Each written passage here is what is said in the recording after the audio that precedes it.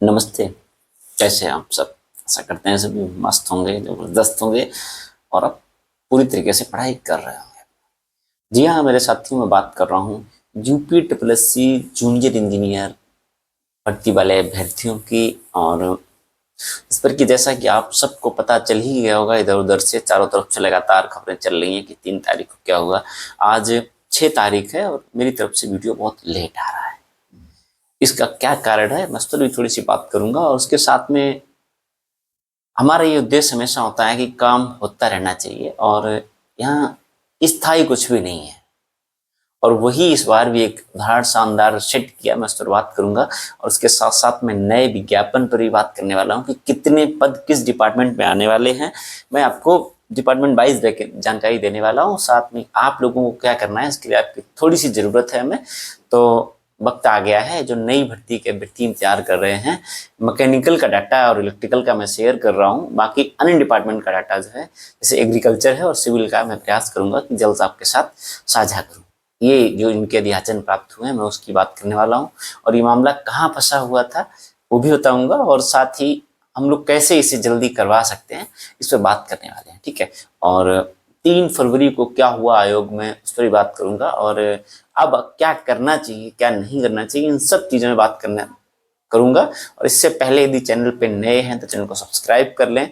और क्योंकि यही एक माध्यम है, यही एक जरिया है आप लोगों से मिलने का, रूबरू होने का।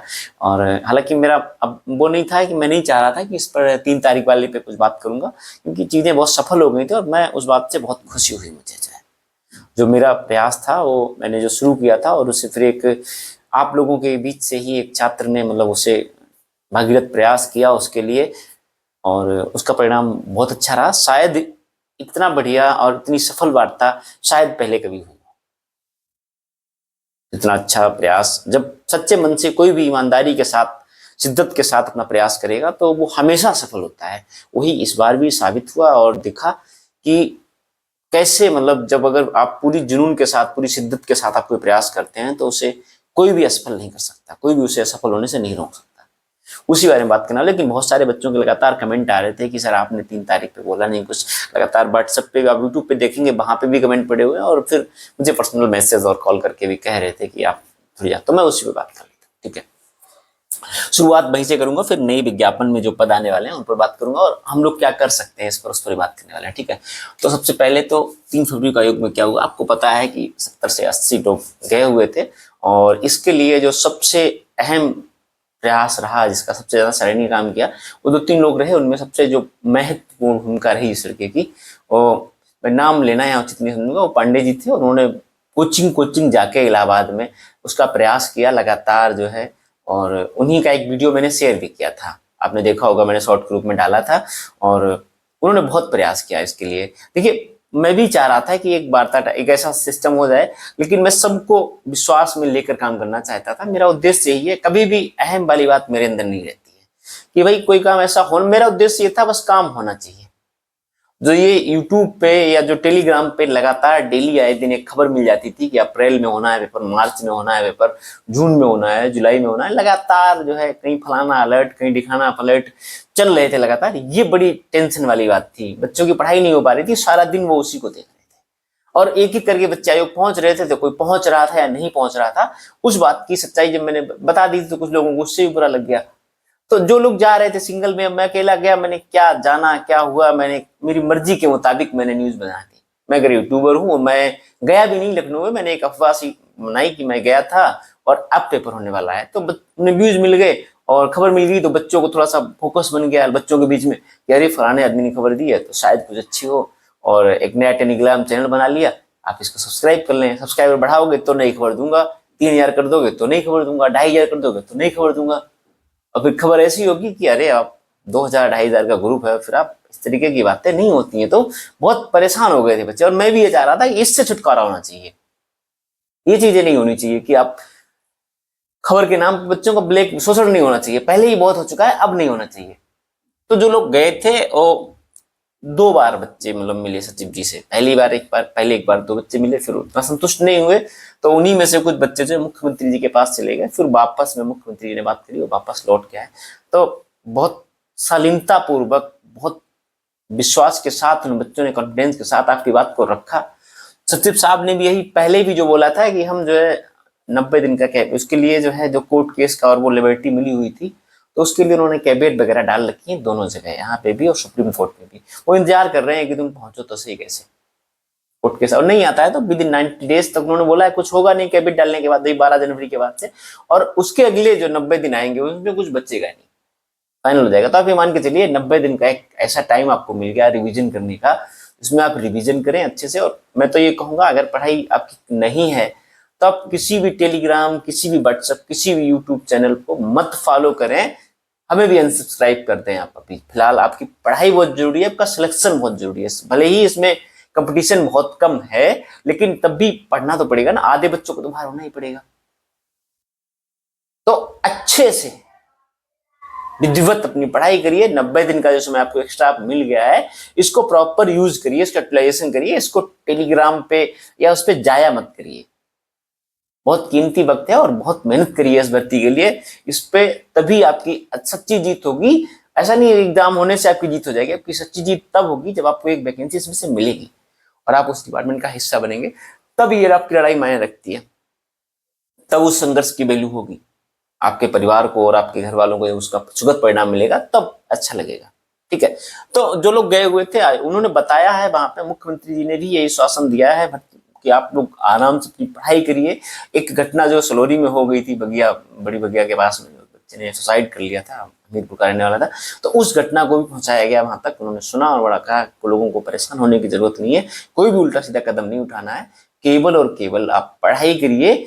इधर आयोग की प्राथमिकता हो कि जल्दी कराए, यही सचिव साहब की तरफ से भी बोला गया है कि मेरा प्रयास है कि भर्ती जल्द से जल्द पूरी हो और सुरक्षित तरीके से पूरी हो, केवल डिप्लोमा के साथ पूरी हो। शॉर्ट टेस्टिंग हम एग्जाम केवल डिप्लोमा का कराना चाह रहे हैं, उसके लिए हम इंतजार कर रहे हैं, और जो भी कानूनी कदम हैं, विधिक कदम, उनको पूरी जिम्मेदारी के साथ आयोग की तरफ से उठाया जा रहा है। और सही बात भी है, गौरव मल्होत्रा जी एक बहुत वरिष्ठ वकील हैं, बहुत अच्छे वकीलों की गिनती हो रही है लखनऊ में, और वो यूपीडब्ल्यूएससी आयोग की तरफ से आपके केस की पैरवी कर रहे हैं, बाकी लोग भी पैरवी कर रहे हैं, लेकिन इसमें अन्य हमारी तरफ से चाहे संघ हो चाहे महासंघ हो, वो लोग भी प्रभावी पैरवी कर रहे हैं, उनकी तरफ से भी लगातार चीजों को नजर बनाई रखी जा रही है। ठीक है, और इसमें जो है जो गए सबसे बढ़िया फायदा पता क्या हुआ, अगर कोई इसको नेता बन के जाता है, कोई वो बन के जाता तो शायद ये जानकारी नहीं मिलती, तो शायद मुलाकात भी नहीं होती और वहां पे से आपको भगदड़ करके भगा दिया जाता, डिटेन करके आपको इको गार्डन छोड़ दिया जाता।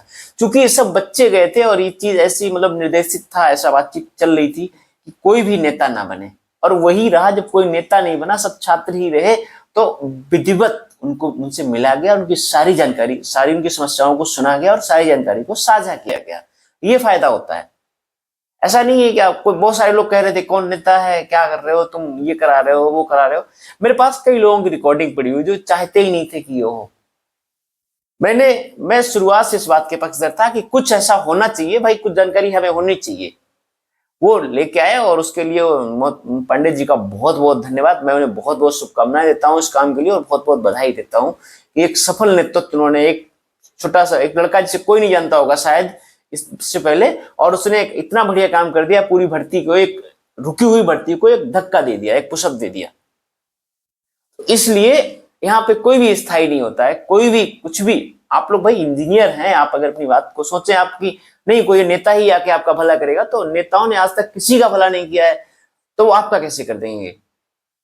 उनका काम सिर्फ अपना भला देखना और अपना वो करना। ठीक है, तो ये जो अपडेट थी कि अभी 90 दिन तक तो कुछ होता हुआ नहीं दिख रहा है, लेकिन अगले 90 दिन में कुछ बचेगा भी नहीं। ठीक, इसलिए सबसे पहला काम अपना पढ़ाई करें, और क्या ना करें वो और इंपॉर्टेंट है। बार बार आयोग के चक्कर लगाना बंद कर दें। आयोग ने जो स्पष्ट कर दिया और इतने लोगों के सामने बोला, और वही माननीय मुख्यमंत्री जी के पास बोला, क्योंकि उनके स्टाफ ने तुरंत फोन किया था, तो जो बात बोली गई है वो उस पर अडिग रहेंगे और वो उसको करेंगे। ठीक, तो इसलिए बार बार आयोग जाके अपना समय जाया ना करें, और मैं तो ये कहूंगा कि कुछ समय के लिए टेलीग्राम वगैरह से, सोशल मीडिया से अपनी दूरी बना लें और विधिवत अपनी पढ़ाई करें। ठीक, अब एक बहुत अच्छी बात, जो लोग लगातार कह रहे थे कि नए विज्ञापन को लेकर आप बात नहीं कर रहे, या मैं कर रहा था तो मैं हल्की हल्की बातें कर रहा था, उस पर एक बढ़िया जानकारी मिली, और इसके लिए मुझे एक टीम की आवश्यकता है, जो लोग नई भर्ती को लेके, चाहे इलेक्ट्रिकल, मैकेनिकल, सिविल, किसी से भी हो, वो अगर हमसे जुड़ना चाहते हैं तो टेलीग्राम ग्रुप का लिंक जो है इस वीडियो के डिस्क्रिप्शन में मिल जाएगा। आप सब लोग उससे जुड़ जाएं, क्योंकि कुछ काम जो है स्वतंत्र रह के मैं करना चाहता हूँ। और नई भर्ती जो इलेक्ट्रिकल और मैकेनिकल की आने वाली है, 970 प्लस पदों पे अभी अध्याचन पहुंच चुके हैं यूपी आयोग। और एक समस्या आ रही थी, 28 पदों का एक अध्याचन था, उस पर एक समस्या आ रही है, मैं उस पर भी बात करूंगा। और बाकी कितने पद और हो सकते हैं ये उस पर बात करने वाला हूं। ये आपको पद जो है ये 1250 प्लस पद का विज्ञापन आपको देखने को मिलेगा, इससे कम नहीं आएंगे। मैं इस पर बात करने वाला हूं। और डिपार्टमेंट वाइज भी मैं आज बताऊंगा कितने इलेक्ट्रिकल मैकेनिकल के हैं। हालांकि सिविल और एग्रीकल्चर का डाटा मेरे पास नहीं है, प्रोसेस उनका भी मैं प्रयास कर रहा हूं कि उन डिपार्टमेंट्स का भी डाटा मैं जो अध्याचन गए हुए हैं, जो वैकेंसी है उसका मैं निकाल के आपके साथ साझा करूंगा। लेकिन कुछ लोग ऐसे जो लखनऊ के आसपास के, मुझे पर्सनली मेरा नंबर जो है 9810455761 पर मुझे कॉल या मैसेज कर लें, मैसेज कर दें कि मैं यूपीएससी जेईई इलेक्ट्रिकल मैकेनिकल या एग्रीकल्चर या सिविल से जुड़ना चाहता हूं। और मैं इस पर थोड़ा सा एक्टिव रह के काम कर सकता हूं, क्योंकि एक भाई ने मथुरा से रहते हुए बहुत मेहनत करी है इस भर्ती के लिए, बहुत बार बेचारा गया हुआ है और उसने बहुत सारी जानकारी साझा करी है। तो उसी के आधार पे, उसी भाई के कहने पे मुझे भी इसकी जानकारी नहीं थी और वो चीजें निकल के आई हैं जो नहीं कर पा रहे थे। तो अब जो है उस भाई को यहां से जाने में थोड़ी सी जो भी मना नहीं कर रहा है, लेकिन कुछ और लोग मिलकर काम करेंगे, अकेले उसका तो नहीं होना। अभी तो बेचारा वैकेंसी लिए प्रयास कर रहा है। तो अगर आसपास के बच्चे मिलके और आप सब मिलके प्रयास कर लेंगे तो बहुत अच्छा हो जाएगा। ठीक है, तो उसी में बात करने वाला हूं। सबसे पहले तो लोक निर्माण विभाग में इलेक्ट्रिकल और मैकेनिकल के जो है 167 और 154 पद का अध्याचन पहुंच गया है। ठीक है, उसके बाद सिंचाई विभाग मैकेनिकल के 254 पद हैं और ग्रामीण अभियंत्रण इलेक्ट्रिकल के 16 पद हैं। ठीक है, लघु सिंचाई विभाग के 14 पद हैं। जल विभाग जो है ये आपका शहरी और ग्रामीण दोनों हैं, इसमें 22 और 116 पद हैं। ठीक है, उसके अलावा आपका यूपी आवास एवं शहरी निर्माण जो है उसमें 49 पद हैं। राज्य कृषि उत्पादन जो मंडी वाला प्रोग्राम, मंडी उसका समिति वाला है, उसमें 40 पद हैं। और उसके अलावा आपके यूपी स्थानीय निकाय के 90 पद हैं और आवास विकास में 38 पद हैं। ठीक, इतने पद जो है ये टोटल आप करेंगे तो 970 प्लस पद हो गए। इस पर अध्याचन पहुंच चुका है। और एक समस्या, और इसमें समस्या कहाँ आई, एक 28 पद का जो ईआईडी डिपार्टमेंट का एक था, इसमें क्या हुआ, ये 28 के 28 पद जो थे इसमें ओबीसी के पद जो थे वो शून्य थे। क्योंकि अभी हाल ही में आपने देखा होगा कि आरक्षण को लेकर जो क्षत्रिय आरक्षण जो मिलता है कैटेगरीज वाइज, उसमें लेखपाल में थोड़ा सा कम था, 18% था। तो उसको लेकर एक पॉलिटिकल मुद्दा बन गया। वो बहुत सारे लोगों ने उस पर ट्वीट किया और बाद में फिर आयोग को फटकार भी पड़ी उस पर। जो हमारे उप मुख्यमंत्री केशव मौर्य जी हैं, उन्होंने बोला कि जो भी इसके जिम्मेदार होंगे उन पर कार्रवाई करी जाएगी। तो यहाँ फिर से वही दिख रहा था कि 0 पद आएंगे, फिर से इस पे बवाल होना था। तो इस वजह से इसका ध्यान रखते हुए इसको रिटर्न कर दिया गया और इसको दोबारा से वापस मांगा गया है अध्याचन। ठीक है, कुछ नए अध्याचन लगभग जो है आपके 250 पदों के आसपास नए अध्याचन भी आपको आते हुए दिखेंगे, 270 पदों के आसपास के। ठीक, तो ये काम चल रहा है। चूंकि लास्ट टाइम जब वो गए थे कुछ लोग मिलने, तो उनको सतीश जी ने बताया था कि ये स्थिति है और इस तरीके से चीजें होने वाली हैं। अब उसी को लेकर आप लोग जुड़ जाइए और जो छोटे छोटे प्रयास हम लोगों को करने होंगे सब लोग मिलकर प्रयास कर लेंगे। और प्रयास ये होगा कि ये भर्ती जल्द से जल्द आए और साथ के साथ जल्दी से पूरी हो, एक रिकॉर्ड समय पूरी हो। इसके साथ मैं बात कर लेता हूं कुछ अन्य डिपार्टमेंट की भी, जिसके लिए लोग लगातार हमसे पूछ रहे थे कि भैया इनका क्या होगा, तो उन पर ही बात कर लेता हूं। एक तो आपकी सिविल की भी कुछ नए पद आने हैं, कुछ नहीं बल्कि 2000 के आसपास आने हैं।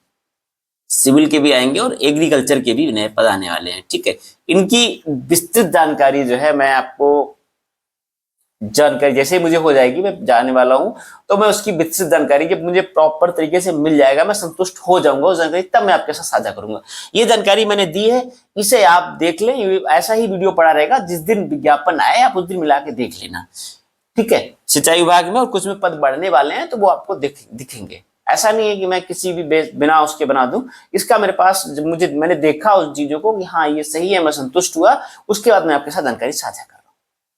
ठीक, तो ये एक जो था मुझे पता चला उसको मैंने बता दिया और आपको साथ अब थोड़ा सा आपके सहयोग की जरूरत है, आप सबके समर्थन की जरूरत है। अगर सब लोग एक्टिव होंगे तो चाहे ये वाले पद हो, चाहे ये वाले पद हो और चाहे ये वाले जो पद आने वाले हैं, इन सब के लिए हम लोग समग्र रूप से एक प्रयास कर सकते हैं। और प्रयास जब भी किया जाए, अगर 100% अपना देंगे प्रयास को, तो जरूर सफल होता है। और उसकी का मतलब आपने जीता जागता उदाहरण देखा 3 फरवरी को, कि जहां लोगों को लग रहा था कि नहीं ये होना चाहिए वो होना चाहिए, एक नॉर्मल से भाई ने उसके लिए, छात्र ने प्रयास किया और कितना सफल मुहिम बना के मतलब उसको वो कर दिया। ठीक है, बाकी अगर कोई आपकी समस्या हो, कोई वो हो, तो आप मुझे मैसेज कर सकते हैं, कॉल मत करिएगा। समस्या ये है आप लोग कॉल बहुत करने लगते हैं, इस पर आप मुझे मैसेज कर सकते हैं, मैं आपके हर एक के मैसेज का रिप्लाई देता हूं। और इलेक्ट्रिकल मैकेनिकल के जो नए छात्र हैं या जो भी नई वैकेंसी के लिए जुड़ना चाह रहे हैं, नई वैकेंसी के लिए सारे लोगों के लिए टेलीग्राम का एक ग्रुप मैंने क्रिएट कर दिया है। उसका लिंक जो है इस वीडियो के डिस्क्रिप्शन में दे दूंगा और कमेंट में पिन भी कर दूंगा, आप लोग उसे ज्वाइन जरूर कर लें। क्योंकि हमारे पास अभी तक यूट्यूब का ही एक माध्यम है, इसी के माध्यम से आप लोगों के साथ आता हूँ। कुछ ग्रुप वगैरह में जुड़ा हुआ था, प्रेजेंट टाइम में मैंने सारे ग्रुप छोड़ दिए हैं, क्योंकि सबकी अपनी महत्वाकांक्षाएं होती है। मैं किसी से बात नहीं करूंगा, लोगों के पहले दिन से और आज एक हर दिन जब आदमी थोड़ा सा कंफर्ट जोन में पहुंच जाता है तो उनके हालात बदल जाते हैं, उनके रंग बदल जाते हैं, उस पर मैं बात करने वाला नहीं हूँ। हाँ, तो मैंने सोचा क्यों ना, जब मैं इतना काम कर ही रहा हूँ और इतनी चीजें हो रही, तो अपना एक टेलीग्राम ग्रुप भी बना लेते हैं, उस पर ही सारी चीजें जब भी हम स्वतंत्र रूप से जो डालना होगा, क्योंकि हम डालते हैं मैसेज, कई बार उनको डिलीट कर दिया जाता है, उनको हटा दिया जाता है, वो चीजें नहीं होंगी और ग्रुप बन जाएगा। तो ये उसलिए ग्रुप बनाया जा रहा है और जो भी लोग जुड़ना चाह रहे हैं वो उसमें अवश्य जुड़े। ठीक है, थैंक यू। बाकी आपकी कोई जानकारी हो तो आप मुझे कर सकते हैं और चैनल को सब्सक्राइब कर लें, बेल नोटिफिकेशन ऑन कर लें। थैंक यू भाई।